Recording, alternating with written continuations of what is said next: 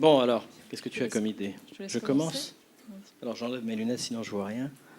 Alors, qu'est-ce que j'avais trouvé comme idée? Oui, la première idée qui m'a beaucoup intéressé, j'essaye de faire un peu un résumé des points qui m'ont marqué, moi. La première idée qui m'a vraiment marqué, c'est la redécouverte de l'expertise. Il y a quelqu'un qui a parlé du gâchis des années 80. Je rejoins un peu cette expression-là, parce que moi j'étais plutôt technique, puis je suis parti comme tout le monde à l'INSEAD faire du management. À l'époque, c'était très à la mode. Et effectivement, c'est une époque. C'est une époque de la glorification de l'individu et de l'argent. Et on redécouvre dans la filière expert la dimension collective de l'expertise qui a été soulevée plusieurs fois au cours de cette présentation. Le manager a un contrat vis-à-vis de sa hiérarchie. L'expert, lui, il a une réputation à tenir auprès de ses pairs.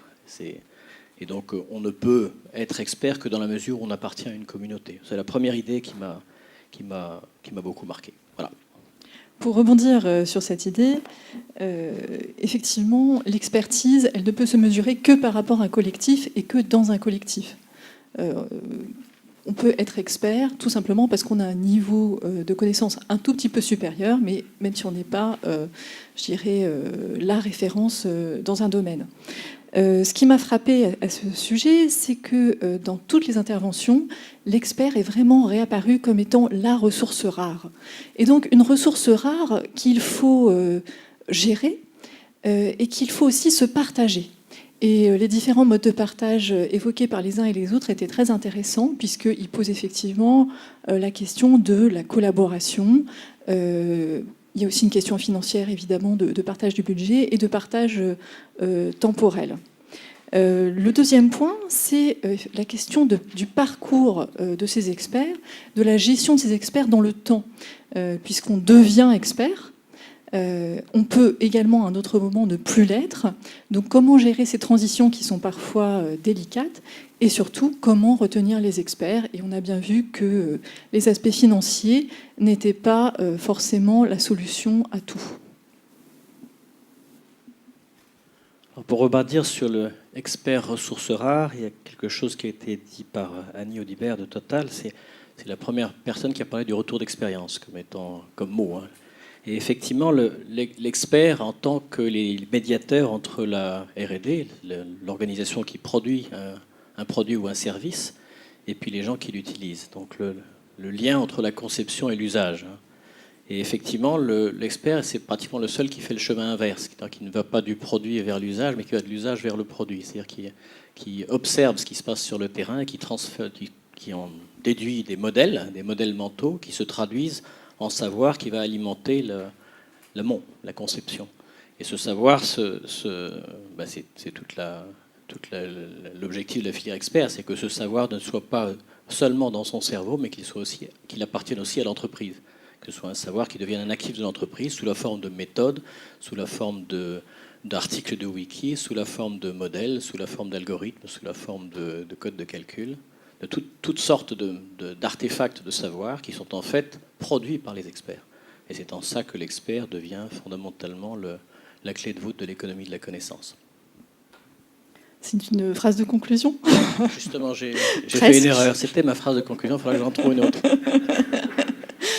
Un autre aspect qui nous a frappés tous deux, ce sont les deux visages de l'expertise. Donc effectivement, on a beaucoup parlé ce matin de transmission, et notamment de transmission du savoir des experts, puisque ce savoir est précieux et nous voulons tous le retenir. Malheureusement, ce n'est pas toujours le cas, on n'est pas toujours en position de pouvoir le faire. Donc effectivement, par des actions de codification, par des systèmes experts, par la participation à des communautés de pratique en ligne, on arrive à capturer ce savoir et à pouvoir le garder dans l'entreprise. Un deuxième aspect qui a également été évoqué sur le rôle des experts, c'est leur rôle dans l'innovation. Et je dois dire que là-dessus, je reste parfois un petit peu sur ma faim, car si les dispositifs de transmission, de transfert des savoirs ont été très bien développés ce matin, je dirais, la contribution des experts à l'innovation de l'entreprise, tout simplement parce qu'en fait, cette contribution se fait davantage de manière opérationnelle, j'imagine, dans des groupes de travail, dans des groupes projets. Finalement, on a assez peu de recul par rapport à leur contribution réelle et à ce qu'ils peuvent apporter. En tout cas, ça n'est pas forcément transparu de manière très, très vive ce matin. Et je pense que c'est un sujet qu'il faudrait creuser, qu'on pourrait sans doute creuser à l'avenir. On aurait pu, effectivement, ça a quand même été dit ce matin, ce qui m'a marqué avec Ariane Group, c'est le fait qu'il faut gagner 40% sur un prix de lancement et que Engie parlait des prix de l'énergie qui ont divisé par 2. Les enjeux de coûts sont gigantesques. Et effectivement, quand on voit quel est le rôle des experts là-dedans, c'est quand même trouver des solutions qui fonctionnent. Mais effectivement, il y a quelque chose qui n'a peut-être pas été développé ce matin et qui moi, m'a beaucoup marqué, c'est que le porteur d'une idée d'innovation, en général, c'est un entrepreneur, plutôt jeune d'ailleurs, mais qui va faire arriver son idée jusqu'au bout, qui va la porter jusqu'au bout. Mais pour qu'il la porte jusqu'au bout, il faut qu'il soit encadré d'experts. C'est-à-dire que... Pardon ?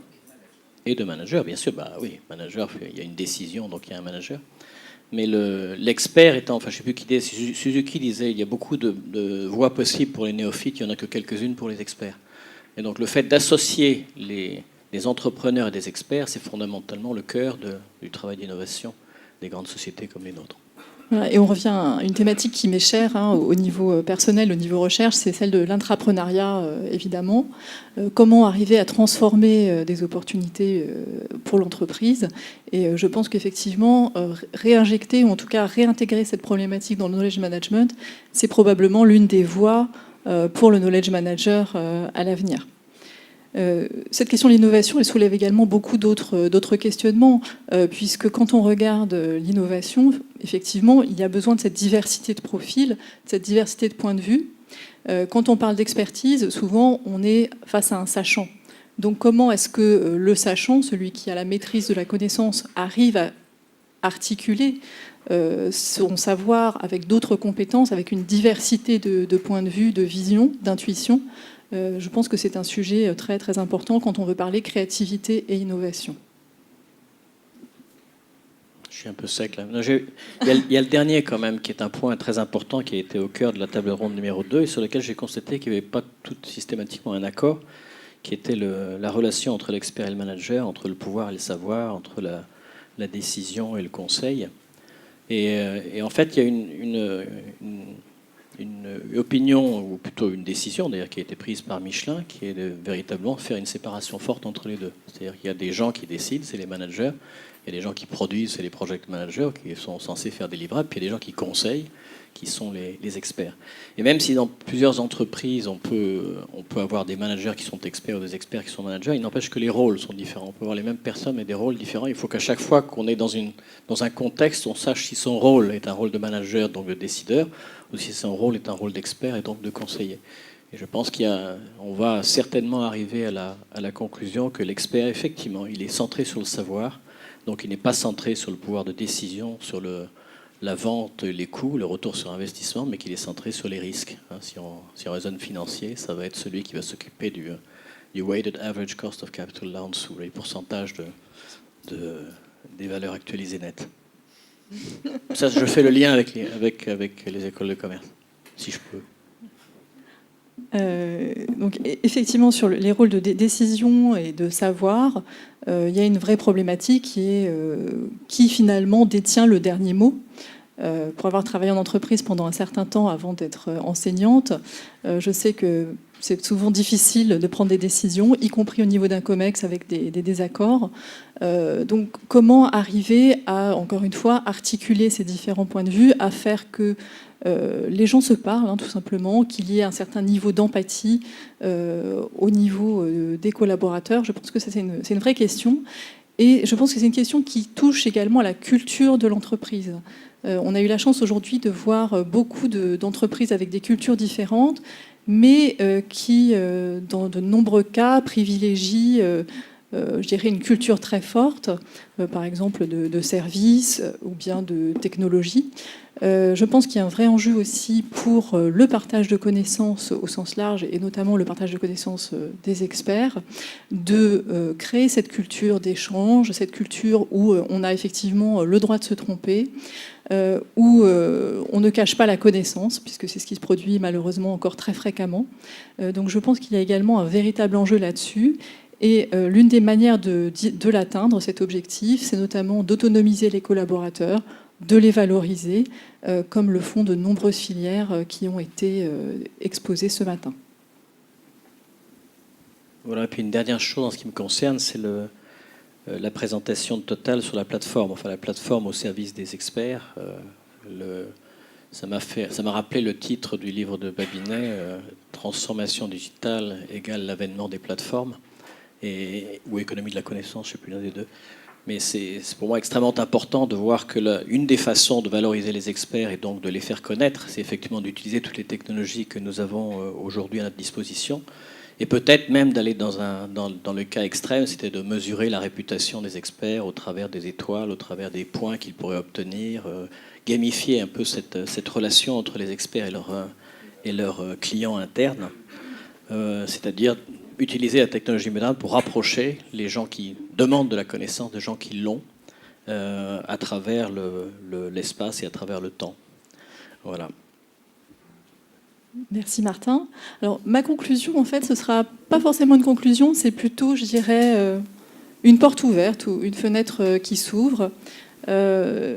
Aujourd'hui, tout le monde sait, enfin tout le monde connaît les enjeux qui existent au niveau de la digitalisation et notamment au niveau de l'intelligence artificielle. Et je trouve que finalement, c'est l'un des sujets dont on n'a pas eu le temps de discuter ce matin, mais qui pose une vraie question, y compris dans la gestion des experts. Puisque finalement, probablement que notre définition de l'expertise demain, et quand je dis demain, c'est peut-être très rapide, hein, vu les progrès technologiques qui sont faits à chaque instant, probablement cette définition de l'expert va évoluer très très vite.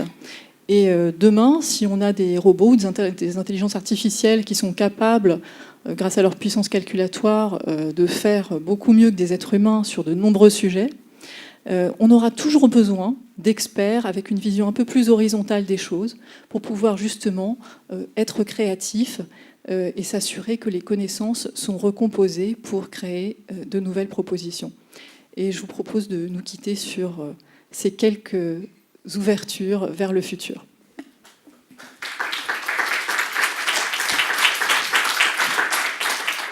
Et on remercie quand même, je remercie tous les intervenants qui sont venus ce matin. Ils ont été remarquables tous. Merci à Claire. Achetez son livre, il est quand même vachement bien, si vous voulez en savoir plus. Merci bien sûr à Laurence, qui s'est occupée de toute la logistique quasiment de cette rencontre. Merci à Schema de nous avoir accueillis dans un lieu aussi magique. Voilà. Et puis merci à la communauté Copain, sans laquelle ces rencontres annuelles sont rigoureusement impossibles. Voilà.